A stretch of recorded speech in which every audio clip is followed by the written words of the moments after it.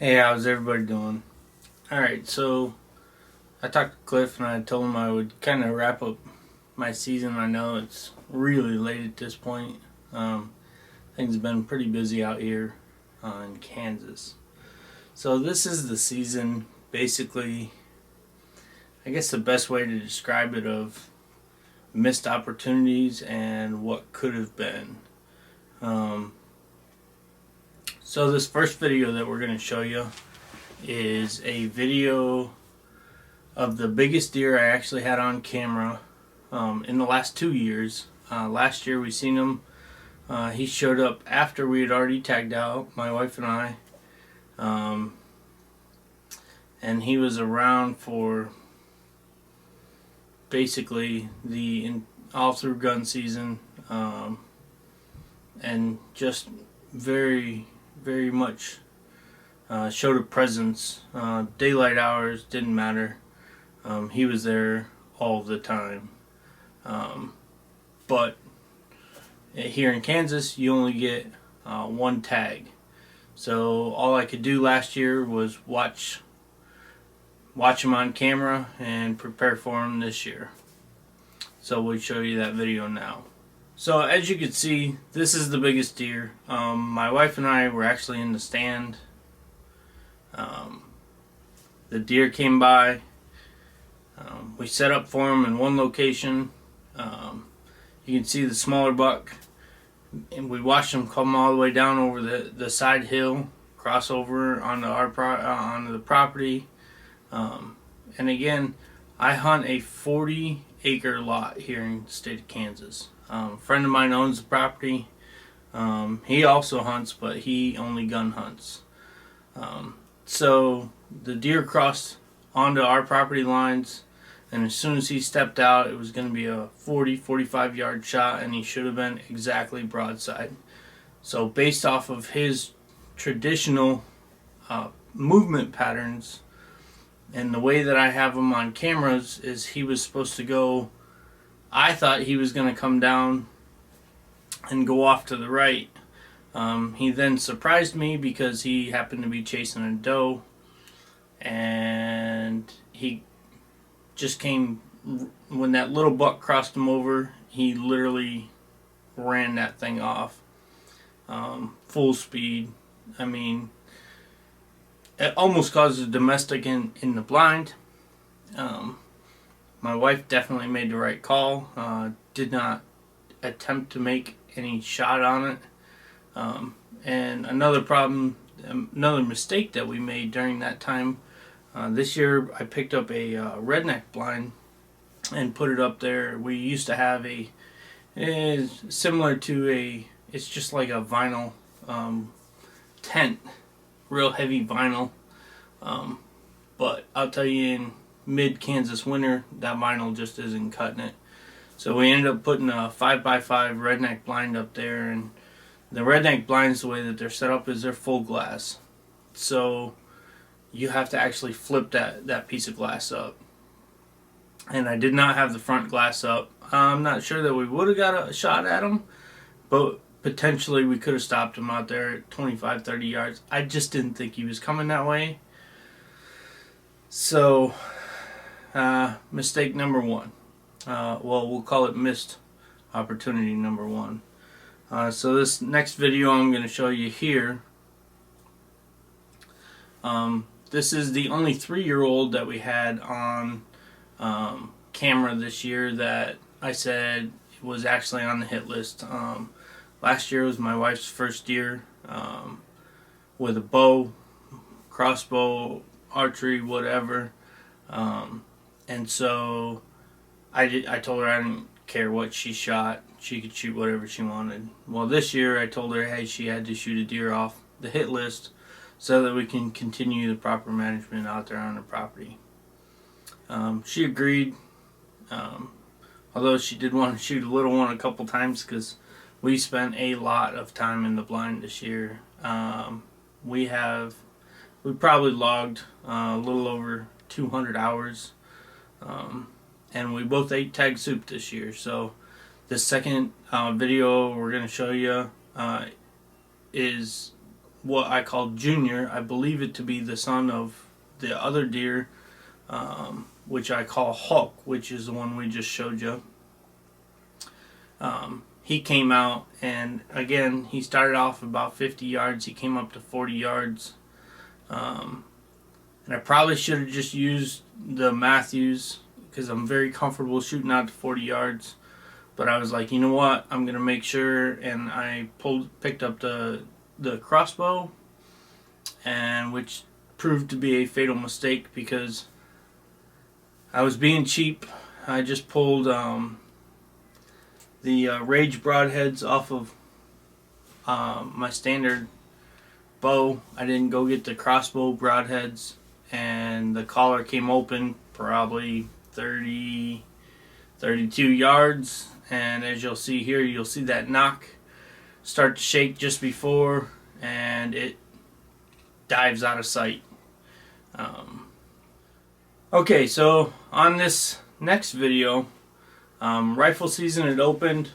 Now I have built, actually this rifle here, I built this rifle. It's a 6.5 Creedmoor, and I built it specifically for hunting.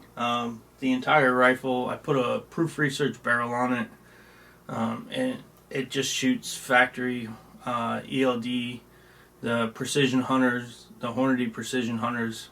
I mean, it's almost the same hole. It is a blueprinted gun, so it's got all its match qualities to it as well. I'm not going to go too far into that. You know, and I have a Vortex Viper PST Gen 2 on it. With, I think it's 5-25. But again, I built this as a long-range hunting gun. On this property particularly, I don't have the option to do long-range hunting, but that's specifically what that rifle was built for. Unfortunately, I had not had time.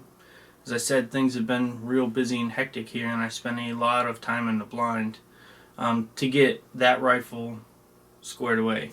And I didn't get it zeroed. So I took my 6.5 Creedmoor bench gun, which is about a 22-pound gun, 23 pounds, and I took it up. I carried it up to the stand.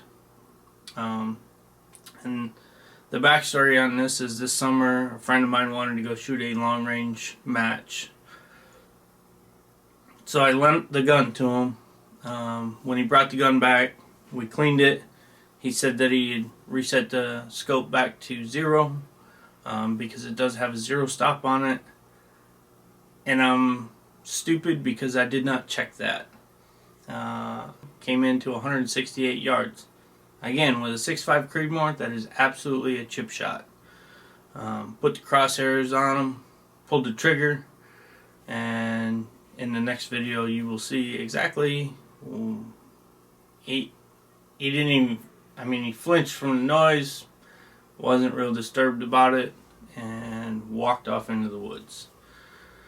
Upon further discovery, I basically realized at that point, as soon as that happened, I took the 2 seconds to slow down and actually check and make sure that my rifle was back to 0, and it wasn't. It was actually set up for 20 minutes of angle over, which is 1,000-yard shot. So at the 168 yards that he was at, I shot about 43 inches above his back.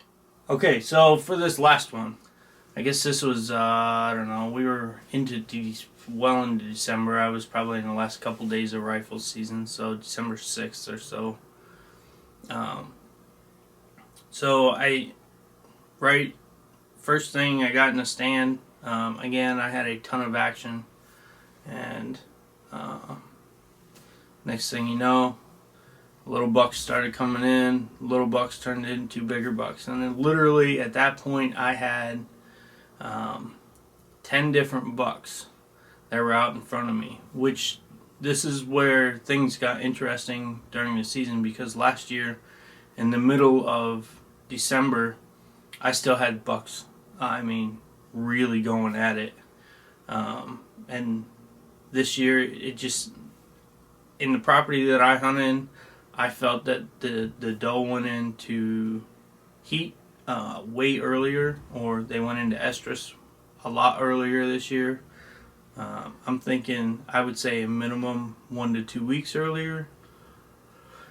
And so they came out of heat a lot sooner as well. And this particular night there was, and I do have some video from it, there was 8 or 9 bucks out there. And Outcast happened to be one of them. As soon as he jumped over the fence, I was like, okay, he's gonna get it.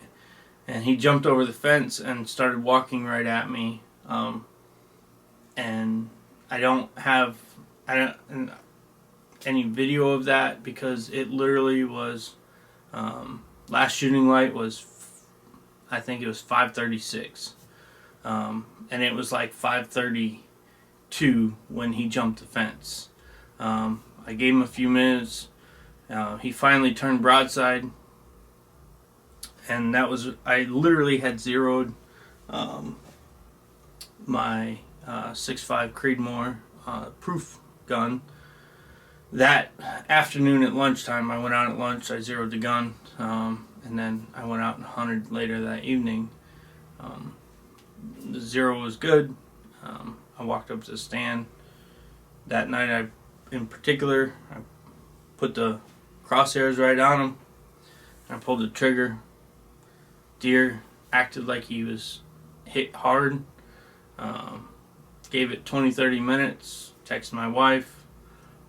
She was on her way out to help me retrieve this deer.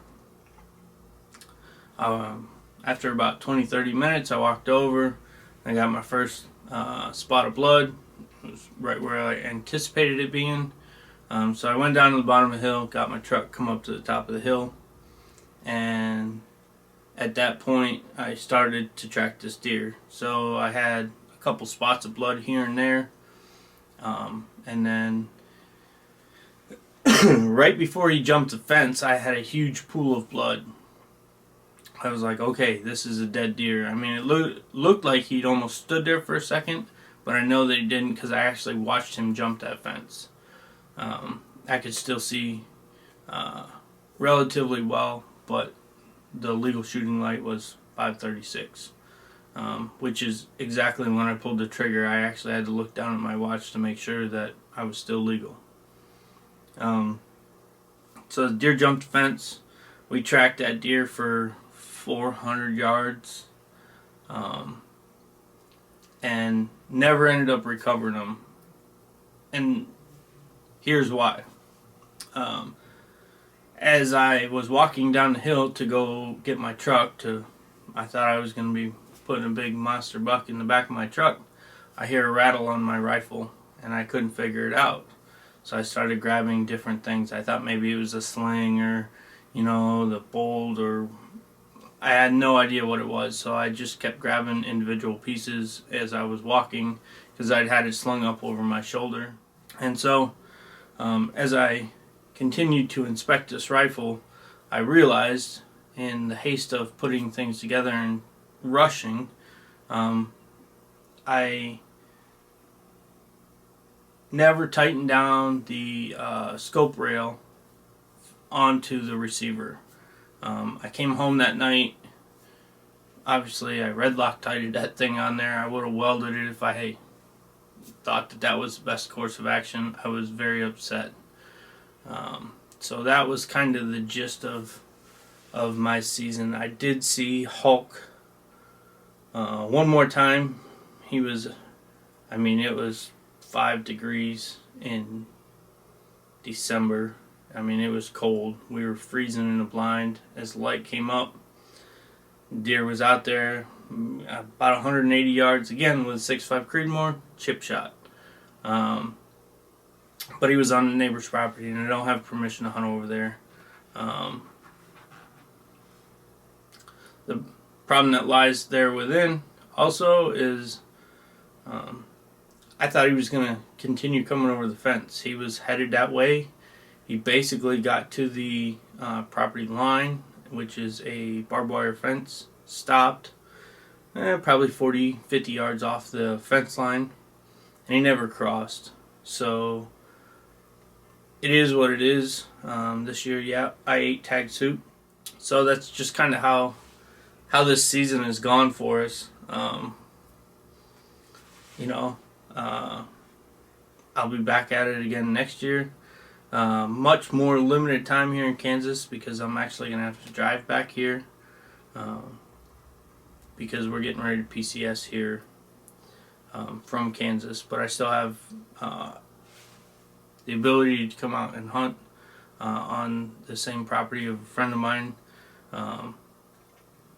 So I don't know. We'll see how next year goes. But this year definitively was not my year. By no means was this year my year.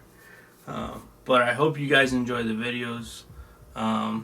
It's just kind of a roll-up, and like Cliff said, we're hunters. I'm going to show you the good and the bad. And in this video it's going to be an awful lot of bad, but it's hunting. I hope you guys enjoy this video. Again, there's no monster bucks laying on the ground, but I had a hell of a good time hunting this year. And yes, I'm still taking memes from Cliff and Slava from missing over and over and over. It is what it is. So again, I hope you guys enjoy this video. Thanks for watching, and if you like it, click like. If not, well, maybe next year I can kill a big one. Alright, thanks for watching.